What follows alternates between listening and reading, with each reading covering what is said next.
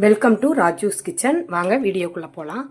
நம்ம இப்போது சவ்வரிசி, நாட்டு சக்கரை, மில்க் மேட், பாதாம் பிஸ்தா பவுட்ரு பண்ணி எடுத்து வச்சுருக்குறேன். நம்ம கேரட் கீர் செய்ய போகிறோம். அதுக்கு தேவையான பொருட்கள் கேரட்டு, பால். இப்போ நம்ம வீடியோக்குள்ளே போகலாம். இதுக்கு தேவையான பொருட்கள்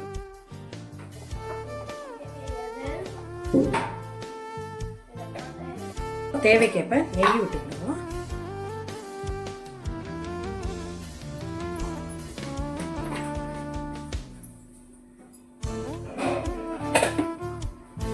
துருவிய கேரட்டை போட்டுக்கிடுவோம்.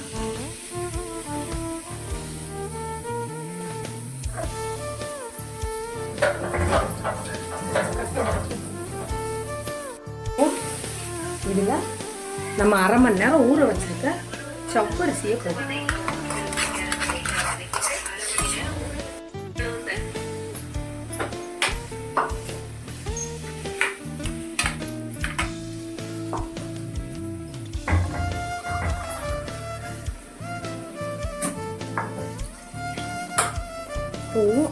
கொஞ்சமாக தண்ணி விட்டு ஒரு 10 நிமிஷம் வேக விடுவோம். அரிசி நல்லா வெந்துருச்சு. இப்போ நம்ம பால் காய்ச்சி வச்சிருக்க பாலை நல்லா ஊற்றி 1/2 லிட்டர் பாலை ஊற்றி 10 நிமிஷம் இதுவும் வேகட்டும்.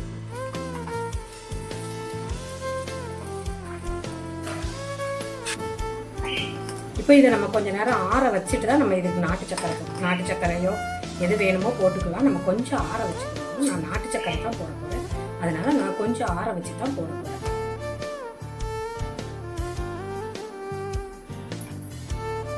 அது நல்லா கொதிச்சு வந்துருச்சு. நல்லா எல்லாமே வெந்துடுச்சு. எல்லாம் வெந்ததுக்கப்புறம் நமக்கு தேவையான மில்க் மேட் போட்டுக்கலாம்.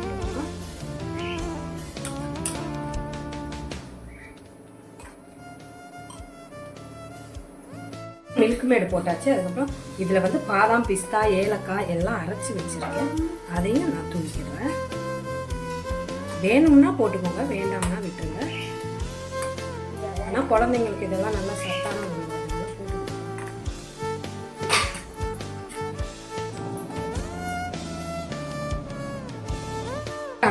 ஆறிடுச்சு.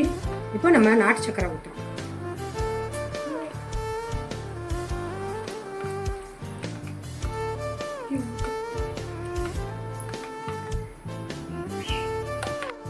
இப்போ நம்ம பாதாம் பிஸ்தா துருவி வச்சிருக்கோம். கிண்ணம்